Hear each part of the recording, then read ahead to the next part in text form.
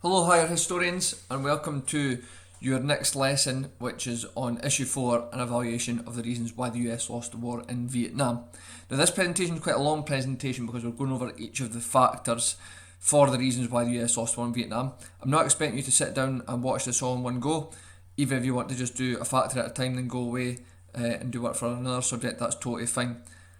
So what we're looking at, the factors that we will be discussing as to why the US lost the war in Vietnam. So these would be your paragraphs, I'll say, in your essay. So we'll look at difficulties faced by US military, look at the strengths of North Vietnam, weaknesses of South Vietnam, changing public opinion in the USA, and international isolation of the USA. So we're going to go through each factor in turn, discuss it, and then you'll do a task similar to what you've done already with the reasons for the Cold War starting and the Cuban Missile Crisis, where you'll use a worksheet to gather some notes and then write a paragraph for each factor. Okay, now some previous exam questions just to let you see the types of questions you could be asked on the reasons for the war in Vietnam. We've got the first question here: how important was the international isolation of the United States as a reason why America lost the war in Vietnam? The Americans lost the war in Vietnam due to the relative strengths of North and South Vietnam. How valid is this view? Changing public opinion in the USA was the main reason why America lost the Vietnam War. How valid is this view? So this question here, or this style of question for the Vietnam War, for this issue, it's always an isolated factor question. So you'll have a factor in the question which you will also need to discuss and then argue if you think it is that factor that was the most important reason, or if you think it was another reason that was most important for the US losing the war in Vietnam. Okay, so the first factor that we're going to look at is factor 1, difficulties faced by the US military. Now, at the end of this part of the lesson, what we're looking for you to do is to be able to explain the difficulties faced by the US and explain how this led to their defeat. Now, difficulties faced by the US military.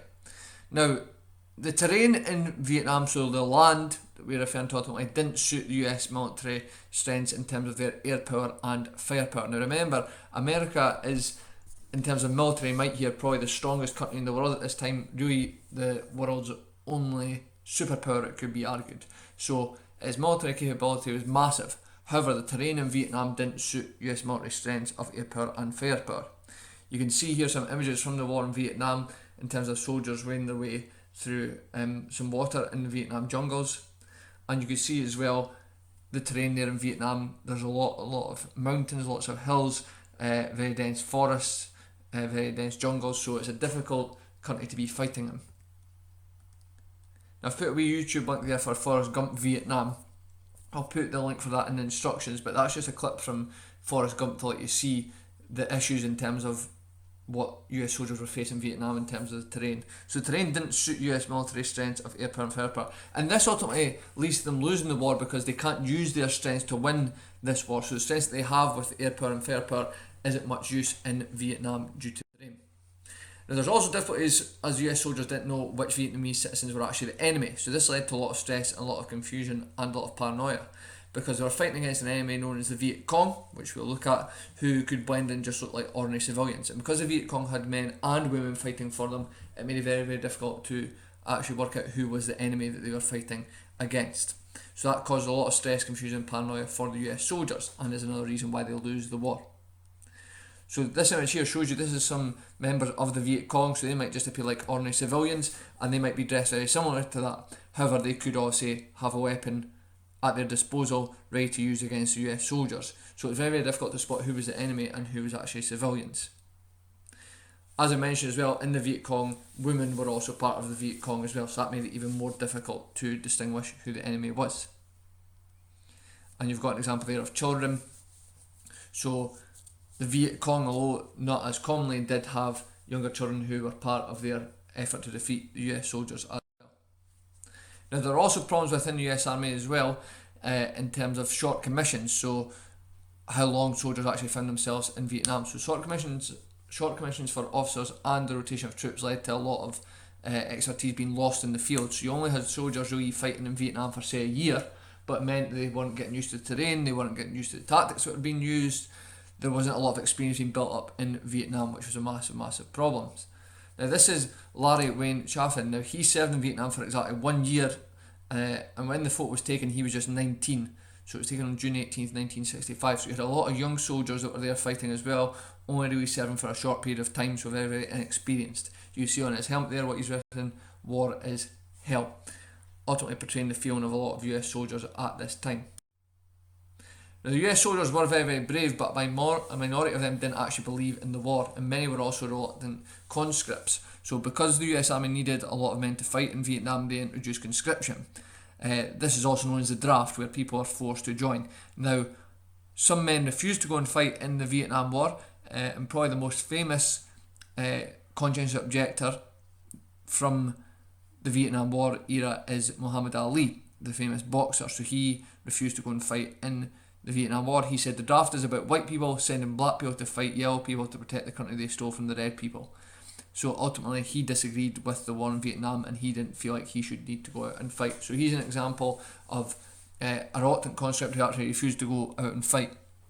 So that was another difficulty that US soldiers actually faced, and also contributed to them losing the war. Okay, so that was just a bit of background there for you in terms of the difficulties the US Army faced. So you've now got a worksheet to help you, which goes into more detail about the difficulties the US Army faced. Remember, as we've discussed, the fact that their main weaponry, their air power, their fire power is pretty much useless in Vietnam. It doesn't make a difference in terms of defeating the enemy. The fact that it's difficult for them to tell who the enemy actually is, and the fact that the morale is quite low amongst troops as well, and a lot of them don't actually believe in the war. So that makes it all very, very difficult, and is reasons why the US lose the war. So you're looking to use what we've just discussed and this worksheet to help you complete the activities. You've got there to create a mind map, table and organised list of the difficulties faced by the US Army. And then you've got a structure there to help you to complete a paragraph for this. So if you want to pause the video at this point, and you can complete this factor here. And again, once you've done that, you can either stop there for today, or you can come back and continue with the presentation. Okay, so factor number 2, we're looking at the strength of the Viet Cong and the North Vietnamese.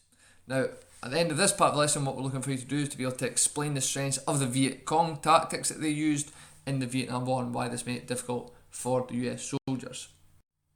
Now, Vietcong soldiers had led a hard peasant life, and it bred very, very determined soldiers who believed in their cause. They believed they were fighting for their country, believed in the cause of communism, and unlike American troops who were drafted into fighting the war, the Viet Cong enlisted for years. So they were willing to give their lives for the cause ultimately. And you've got an image there of a Viet Cong soldier, and you've got a picture there of Viet Cong soldiers as well. Now, they appear just like ordinary civilians, because a lot of them were, and then they joined the Viet Cong. These Viet Cong soldiers, these Viet Cong fighters, are very, very committed and very, very difficult to beat. They know the terrain well, they know the country very well, and they're able to use surprise attacks against Americans. And they're also looking to avoid full-scale conflict, because they realise Americans' air power and fire power in the open would mean they would be defeated, so they use their strengths to their advantage. Now, the Viet Cong North Vietnamese tactics. As I've just mentioned there, the commanders of the Viet Cong were very, very aware of US firepower and the planes that US had at their disposal. And due to that, accordingly, they fought a very different war from the Americans. A quote here, "We rule the day but Charlie rules the night." So that's a comment by an unidentified US soldier. So Victor Charlie was radio code for the Viet Cong. So US soldiers saying, "We rule the day," so in the day we're fine, we can see everyone, we have the firepower there, but Charlie rules the night, so it's very, very difficult to spot the Viet Cong at night. The Viet Cong ultimately decided to fight a guerrilla warfare. So guerrilla war ultimately meant launching surprise attacks quickly and then moving away very quickly as well. There's also the phrase that Viet Cong soldiers look to hang by the belts of US soldiers. So what's meant by that is stay very close to the US soldiers, so it made it very, very difficult for the US to use their firepower, because also they wouldn't want to bomb their own troops. The Viet Cong guerrilla tactics, you see the map here, and we'll discuss this in more detail in a moment as well. The red arrows there are showing something called the Ho Chi Minh Trail. Now remember, Ho Chi Minh was the leader of North Vietnam and the Viet Cong. The Ho Chi Minh Trail was a trail of passages that were set up to supply the Viet Cong of South Vietnam with weapons, with supplies. So that was used to ultimately supply the Viet Cong. Now the US did try to bomb the Ho Chi Minh Trail, they tried to target parts of it, but ultimately the Viet Cong would be able to repair their Ho Chi Minh Trail, and it was very, very useful for them to supply themselves. Now the Viet Cong also had great determination. Now for example the Ho Chi Minh Trail, which I just mentioned there, was kept open despite American bombers continually bombing it. So the US were ultimately afraid that continuous bombing would only escalate the war further. So they're trying to bomb parts of the trail, but ultimately the Viet Cong would just reroute their trail or repair it and then go again, which made it very, very difficult for the US military. So this shows you here, you've got Ho Chi Minh's face at the top, and obviously you've got the Ho Chi Minh Trail coming off of him down to South Vietnam. You've got the US there with a pair of scissors with the words airstrikes on them, so you've got obviously the US trying to cut off parts of this Ho Chi Minh Trail, trying to cut off the supply to the Viet Cong in the south by bombing parts of the trail, but ultimately the Viet Cong would just find different parts of the trail to use or repair it, so it made it very, very difficult to stop the Viet Cong. Now Kennedy's military advisor, a man called Maxwell Taylor, he noted the following: the ability of the Viet Cong continuously to rebuild their units to make good their losses is one of the mysteries of this guerrilla war. Not only do the Viet Cong units have recuperative powers of the Phoenix, but they have an amazing ability to maintain morale. So he was saying ultimately what we're fighting against here is like something we've never seen before. They're very, very difficult to beat, their morale is very, very high, they just keep coming. Every time we think we're getting an advantage on the Viet Cong, they just keep coming back, which made it very, very difficult to defeat. Also, in terms of the Vietcong tactics, the Viet Cong, because they patrolled quite a lot in the jungle and American soldiers would find themselves in the jungle and in the forest quite a bit, the Viet Cong used traps to try and target the American soldiers. So here's an example of some of the traps that they used. So you had traps such as this where US soldiers would be walking along the forest. Remember, obviously this forest was quite dense, it was difficult to see as well, and they would be walking in front and they may trip over a piece of string that would then release almost like an axe, which could then obviously injure the US soldiers' legs. You had here as well almost like a door trap, so not only would these be used in the forest but also in local villages as well. So US soldiers would open a door, then this could obviously swing and cause damage as well. You see the spikes there. Also this could be used in the jungle if US soldiers maybe stepped on a mechanism which then released this, and obviously that could impale you in large parts of your body.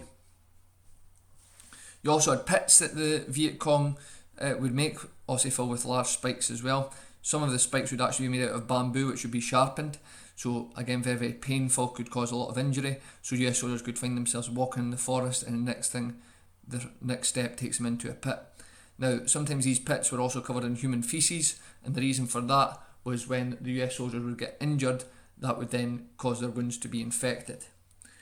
Ultimately, with the Viet Cong as well, their tactics, it was actually better at times for US soldiers to be injured as opposed to being killed, because if the Viet Cong injured a US soldier, then that meant that ultimately more men were going to be needed to help that injured soldier as opposed to just killing a US soldier. Here's an example of another trap, so you could see there that's a stick's being used to show you what that trap can do there, but you imagine if that was somebody's foot or leg in there, then obviously you could then be impaled as well. And that's another example of pits that were used by the Viet Cong as well. So very, very dangerous. Tunnels were also used by the Viet Cong. So the Vietnamese built large tunnel complexes such as the ones at Cu Chi near Saigon. This protected them from the bombing raids by the Americans, so they could get themselves underground, and it gave them cover for attacking the invaders as well. So the US did bomb Vietnam quite a bit. They used a lot of bombs. They also used something known as Agent Orange, which is almost like a weed killer, which damages a lot of your skin. If it goes on your skin, it could cause extreme burns. But that proved useless quite a bit against the Viet Cong because they would hide in their tunnels. And their tunnels were very, very small. You imagine if you were just standing upright, it would only be about the width of you that you'd be able to actually fit in the tunnels. So they're very, very small and very, very tight. This example here shows you of how tight the tunnels actually were that the Viet Cong would hide in. And there's another picture there as well. Here's a picture of actually the Viet Cong tunnels themselves, and that's a US soldier inside a Viet Cong tunnel there. This picture here shows you how the tunnels would actually work. So you've obviously got their cover, so you've got things like dormitories for where the Viet Cong and North Vietnamese would sleep. You have first aid stations that were in these tunnels. You had ammunition dumps where the ammunition was kept. You've got a kitchen where food was prepared. So these tunnels are very, very complex, and they provide the Viet Cong with a lot of protection. Also, one of the Viet Cong and North Vietnamese strengths is that they would be able to mingle with the peasants. So in the areas held by the Viet Cong, the communists distributed the land to the peasants. So by 1973, Viet Cong held about half of South Vietnam. And part of this war became winning the hearts and minds of civilians. So President Lyndon B. Johnson at this time said the ultimate victory will depend on the hearts and minds of the people who actually live out there. So the feeling was if they could get the people on side in Vietnam, then that would help them to win the war. The Viet Cong believed our people are the water, our enemies are the fish. So the Viet Cong set themselves a task and successfully set themselves a task of winning the hearts and minds of civilians. So they gained a lot of support from the civilians through different methods, which we'll discuss in a moment, but making America appear as the complete enemy, which made it very, very difficult for US soldiers as well to win the war. Now the North Vietnamese were obviously fighting against the Americans as well. North military objectives were realistic. Now General Giap, he aimed to break the will of the American government, so continued support from the Chinese and the Soviets made this possible. They were being supplied with weapons from the Chinese and the Soviets to help them win the war against the US. Now, one American soldier actually commented on the commitment of the Viet Cong by stating, "Neither our military actions nor our political or psychological warfare efforts seem to have made an appreciable dent on the enemy's overall motivation or morale." So again, showing how determined the Viet Cong actually were. However, there is the argument that US manpower, US technology, you can see here with their planes, their troops, that the US should have and could have adapted to their terrain in Vietnam. Had they actually learned their lessons from early on in the war, then they could have regrouped, they could have changed their tactics to help them win the war in Vietnam. However, they failed to do so. Okay, so again, over to you. You're looking to complete the activities on the worksheet for Factor 2, which is looking at the strengths of the North and Viet Cong. So again, use what we've discussed and the worksheet to help you to do this. So you've got activities to complete and the paragraph to write on this as well. Again, you might want to pause the video at this point, go away, do this factor, and then that'll be you, or you come back for the next factor as well. Okay, factor number 3 is the weakness of South Vietnam. Now, what we're going to look at closely in this factor is the weakness of South Vietnam. So we're looking to describe why there was weaknesses in the South and explain why this led to American involvement and ultimate defeat in the war. Now, problems in the South. In the south of Vietnam, which is supposed to be a democracy and a capitalist country, there's a lot of corruption and decay in the South Vietnamese government, especially in Saigon, which led to a lack of political and social cohesion in the south of Vietnam. Now, this was reflected in South Vietnam through divisions and turmoil in their armed forces in particular, which we'll look at in a moment. That's a picture there of President Diem, who is also backed and supported by the Americans, but he's a very corrupt leader, he's killing a lot of his own people and he's not very popular. Now, a Catholic elite actually controlled the population in South Vietnam. President Diem led the persecution of the Buddhist population, and that was very, very frequent and led to considerable unease from the American supporters of the South. Also in South Vietnam, you have a lot of changing leadership. So although Ngo Dinh Diem is in there to start with, he ends up actually being assassinated by his own people because of how brutal he was. So he ends up being killed. Then you have other leaders in South Vietnam as well, which you'll find out more about. But Ngo Van Thieu and Ngo Cao Khai, they are both corrupt leaders as well, not the best leaders in the south of Vietnam. So the change in leadership puts a lot of pressure on the US to actually get involved because the South Vietnamese aren't able to defeat the North on their own. Also, the condition of the South Vietnamese army is very, very poor. Although they are committed, the South Vietnamese army, some of them do question what they're actually fighting for when their leadership is so poor. So they know that they're fighting against communism, but they're actually questioning, well, why are we actually doing this? Our leadership is so poor in the country. A lot of the South Vietnamese army are very, very poorly trained despite being supplied with weapons from the US army. They're very, very poorly trained as well. However, again, there is the argument in the South that US forces and the US military is providing South Vietnamese military with so much supplies that why are they not giving them more training? So arguably, a massive reason for the US losing the war is because they don't have good support from the South. The South are very, very poor at helping the US military win this war. However, the argument would be that, again, in the early stage of the war, the US should have recognised this and helped to train the South Vietnamese a bit more, which would have potentially helped them to win the war. So again, over to you for Factor 3, which is weaknesses of South Vietnam in terms of why the US loses the war in Vietnam. So again, use what we have discussed and the worksheet to help you to complete this factor here. Okay, factor number 4 for why the US loses the war in Vietnam is changing public opinion. Now we're going to look closely at the changing public opinion in the USA and looking to explain why public opinion in America was changing towards the Vietnam War and the impact it had on the war. Now, attitudes to the Vietnam War. At the start there's a lot of support for the war, because remember, this is during the Cold War, so America is fighting against communism, so they're going to cross to Vietnam to support the South against the communist North, so there's support for fighting against communism. There's a lot of patriotic feeling across America at this time, a lot of love for the USA, that we're dying for our country, we're going out there, we're doing the right thing, and we need to go out there and save South Vietnam. However, as the war progresses, we'll find out there's a lot of opposition to the war as well. It's costing billions of dollars every single day to fight in Vietnam. There's a high loss of life. There's far too many Americans dying in the Vietnam War, and America isn't winning the war. It's not like there's an end in sight. It's a never-ending commitment in Vietnam, so that causes a lot of opposition to the war as well. Now, changing public opinion in the USA.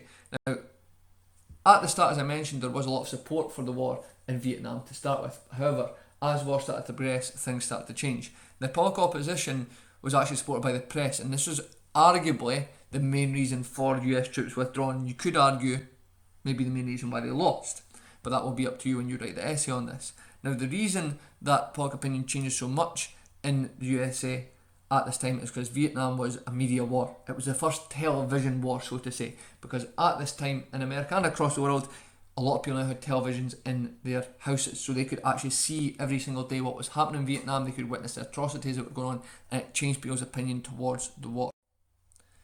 The Vietnam War was the longest and most unpopular war in American history. Now, during the war, 58,214 Americans were killed. 61% of the men killed were 21 or younger.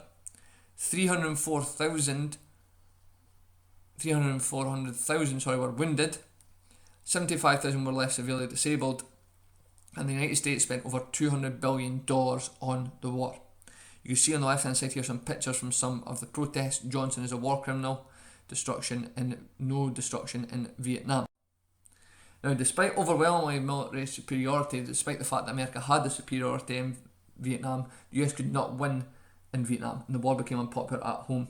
Now, television made Vietnam a living room war, the first television war, so to say, that was seen in everyone's living rooms. You've actually got reporters here, you can see there on the right hand side for ABC News, and another American report on the left, that actually would go around with units, would televise what was actually going on in Vietnam, so people could actually see the fighting that was taking place and what was happening in Vietnam.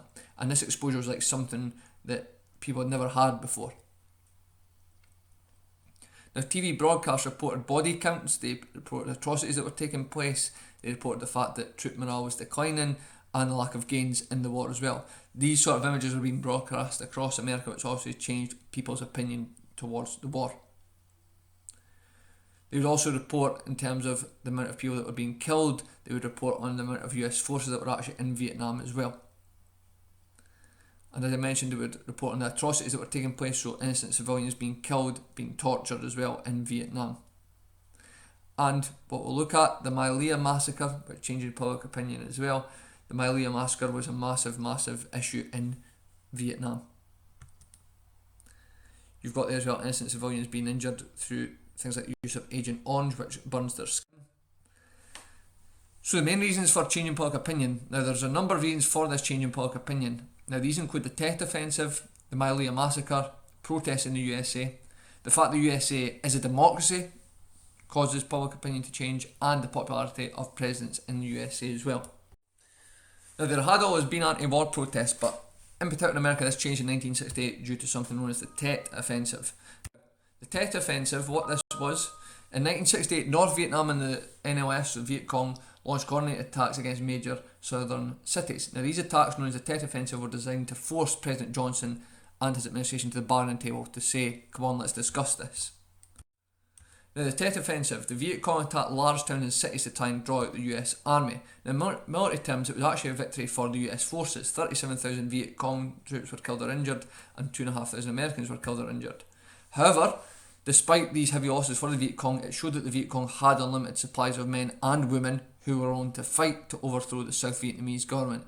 So it changed people's opinions towards the war. The Tet Offensive made people realise, well, Vietcong are not going to give up without a fight here. We need to withdraw here. We need to think about what we're doing and why we're actually in Vietnam fighting. Now, the effect of the Tet Offensive, as I've just mentioned, there was severe at home. Critics of the war increased after the Tet Offensive, and demonstrations against the war began to occur across the country. You've got an image there on the right hand side, End the War in Indochina and Vietnam Now, and you've got images there on the left of people protesting against the war. This led to chants such as "Hey hey LBJ, how many kids did you kill today?" The image on the right hand side there, I always think it's quite a potent image of Lyndon B. Johnson, of him sitting at his administration table in the White House, and he's just completely knackered with the war and what's going on in Vietnam. There's no end in sight, and it's beginning to consume him completely. This meant that Johnson's popularity actually dropped. So in 1968 it dropped from 48% to 36%. So opposition against the war actually led to President Johnson's popularity dropping quite considerably as well. And as I said, that image there of President Johnson being slumped over the table, just the war's consuming him. He's completely knackered now with the war, and he's almost realising, what else can I actually do? We're not winning this war. What is going to happen? Now, another serious blow to US credibility came with the exposure of the Hialeah massacre, which took place in March 1968 as well. So this is why 1968 is an important year for public opinion changing quite considerably. The US soldiers killed 400 unarmed men, women and children in this Hialeah massacre. Now, the Hialeah massacre, you see there on the right hand side, the images from the Hialeah massacre, this causes outrage across not just America but across the world. The fact that US soldiers went into this village and some of them just went absolutely crazy, firing at will, killing 400 unarmed men, women and children. Now, you've got there on the left hand side, Lieutenant William Calley. So he was the platoon leader of Charlie Company 1st Battalion, 20th Infantry, who were involved in the Hialeah massacre as well.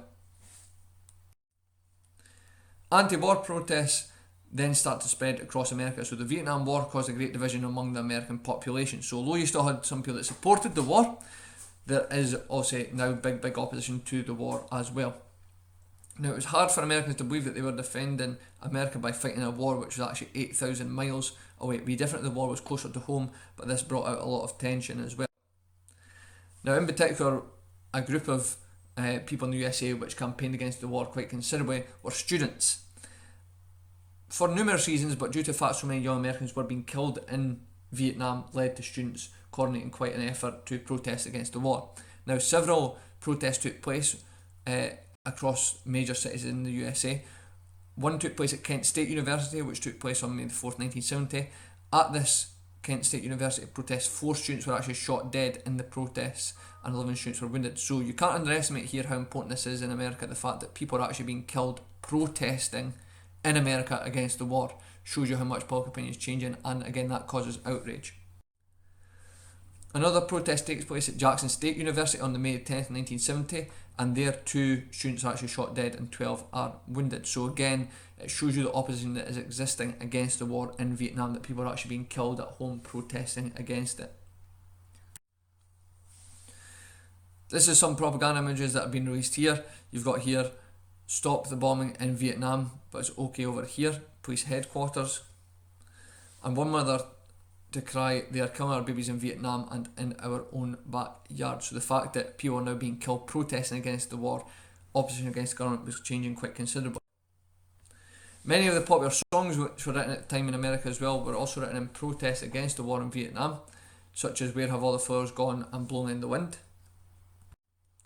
And Martin Luther King Jr., who some of you may recognise from the Civil Rights Movement, he opposed the war in Vietnam, particularly due to what was happening for America's black community. This was mainly because wealthier white men could avoid the draft by going to university or to Canada, and young black men were being sent to fight in Vietnam, and they were twice as likely to be killed. Also, the fact that they hadn't gained equal civil rights at home, but yet they're being sent to fight and die for their country in Vietnam, caused a lot of outrage. This is an image here you can see of black American troops in Vietnam. And this is Martin Luther King at a protest against the Vietnam War. So children are not born to burn, stop the war now. The cost of the war, the fact the USA is a democracy allows people to obviously campaign and at least be able to question, well, we're a democracy, we are a free country, but why are we doing this? So the economic cost of the war, the US deficit of 1.6 billion in 1965 increased to 25.3 billion in 1968. So taxes started to go up in America, which was unpopular to pay for this war, and Congress only actually got involved in limited amount of money being spent in the late 60s and early 70s. So there's a lot of opposition to the war due to the fact that people's taxes are rising to pay for it. And the cost of the war meant that US President Lyndon B. Johnson had to cancel his Great Society programme of reform, where he was looking to tackle poverty. He'd actually declared a war on poverty in the USA, but he was needing to cut back on this due to the amount he was spending in Vietnam. And in March 1968, President Johnson actually says, "I shall not seek and I will not accept the nomination of my party for another term as your president." So he actually says live on television in March 1968, "I will not seek to be re-elected as president." Now remember, he only became president due to the fact that John F. Kennedy had been assassinated. He was vice president beforehand. The war consumes President Johnson. In the end, he decides enough's enough. He becomes that unpopular that he says he's not going to run for president again. So many protests against the war have been noisy but peaceful, but as 1970 moved on, as we've seen there, the protests took on a more violent aspect. Now, one such protest against Vietnam was scheduled to be held on Saturday, May 2nd, 1970. National Guardsmen carrying rifles with fixed bayonets formed the line between the students and the burned out shell of a building. Now, the students who were protesting were ordered to break up the protests and disperse. The National Guardsmen, who were there outnumbered, fired tear gas at the students, and they then fired live rounds on the students, killing 4 of them and wounding 10 others. The international consequences of this event were absolutely massive. So in the previous few days, the governor of Ohio had publicly called the protesters communists and likened them to Hitler's brown shirts, and said that they were the worst type of people that we harbour in America.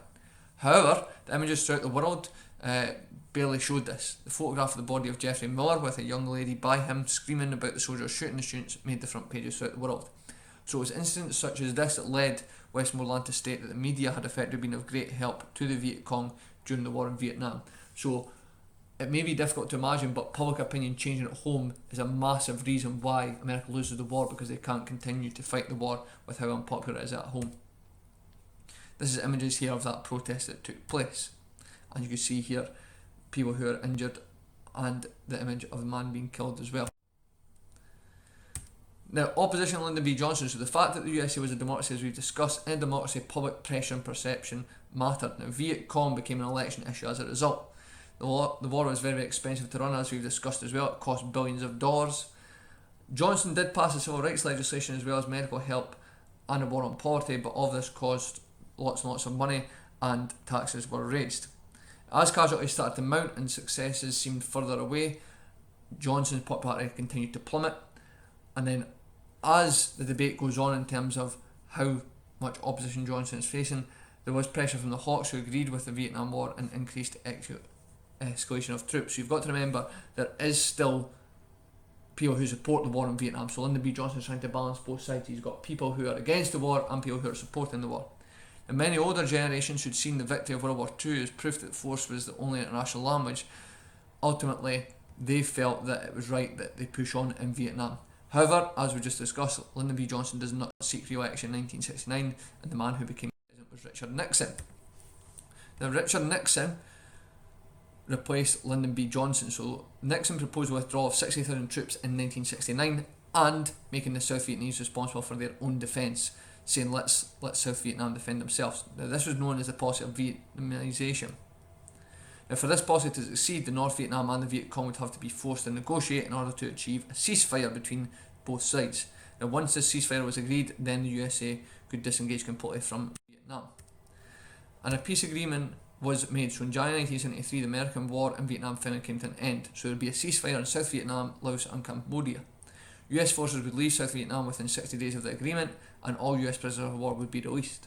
The North Vietnamese forces would be allowed to remain in South Vietnam, and the withdrawal of American forces had commenced in 1969 and continued steadily during Nixon's administration. In 1973, the final American forces actually left South Vietnam. Now, the peace agreement barely lasted 2 years, because in March 1975, North Vietnam launched a full-scale invasion of the South. On the 30th of April, North Vietnamese tanks captured the presidential palace, and North and South Vietnam were now unified under a communist government. So in the end, the North actually ended up taking over the South. So, in summary, the extent of opposition can be debated. So when you're thinking about analysis plus here, which we'll discuss, although there is opposition to the war, the extent of this is debated. Now, it was probably a minority in 1965. On the whole, people did support the war, and it's wrong to think that every single person was against the war in America. There was still support for it as well. However, growing opposition to the war was happening, and by 1968, with things like the Tet Offensive, the Miley Massacre, this increases opposition to the war. In October 1969, this was the largest anti-war protest that took place in US history, and there was also opposition of black power groups as well. So protests could be violent, as we've discussed, so like at Kent State University, where people were killed. Okay, so over to you. So factor 4, changing public opinion. There's a bit more detail for public opinion just in terms of why it was actually changing. So again, you're looking to use what we have discussed and the worksheet to help you to complete the activities for changing public opinion in terms of why this causes the US Army to lose the war. Okay, our last factor number 5, is the international isolation of the USA. Now what we're looking to do in this factor is to look closely at how the USA became isolated. So by the end of the lesson, you should be able to describe how international isolation led to USA losing the war and write a paragraph on international isolation. Now, firstly, before we look at this, let's just pause for a moment and think what is actually meant by international isolation. Well, the two pictures here hopefully will help you. International isolation is about being left out on your own. You're isolated internationally. So as we'll find out, the US lack support in Vietnam. They find themselves very, very isolated. Now, the international isolation of the USA, this is where the media comes into things again as well. So the media war actually turned international opinion against the USA. Now, a lot of major US allies, like America, like France, had misgivings about US military intervention. Now, Prime Minister Harold Wilson's major achievement at this time in Britain was keeping the UK out of the war, despite the fact that Britain was heavily dependent on US support for the British economy. So the US was giving its allies lots of money at this time, particularly during the Cold War, and America was a massive lender of money. Britain benefited hugely from this. However, Britain managed to keep itself out of Vietnam in terms of supporting the US Army and the US military there, due to the fact the media war had turned opinion against the war quite a bit, so it was very, very unpopular for other countries to be sending troops. Allies of the USA did give limited support, so capitalist countries such as Britain and France were critical of the war, especially Operation Rolling Thunder, which was where America bombed large parts of Vietnam. And although it was set up by the USA to prevent the spread of communism in that part of the world, SEATO, so the Southeast Asia Treaty Organisation, provided little backing for the USA. Only Australia, South Korea, New Zealand and the Philippines provided any soldiers, and even then only a small number actually contributed compared to the US commitment in Vietnam. And countries like Australia actually start to withdraw troops as well. So the US finds itself on its own fighting this war on the whole. We know already that the South Vietnamese are very weak in terms of their support for the USA, and it's not getting the support from other countries that it desires. So this makes it very, very difficult for the USA to win this war. The USA as well is a democracy where politicians rely on the support of the masses, so this meant that the continuation of the war became politically unviable. And in 1973, as we've discussed, the US recognised they couldn't win the war, so in the end they signed a peace treaty.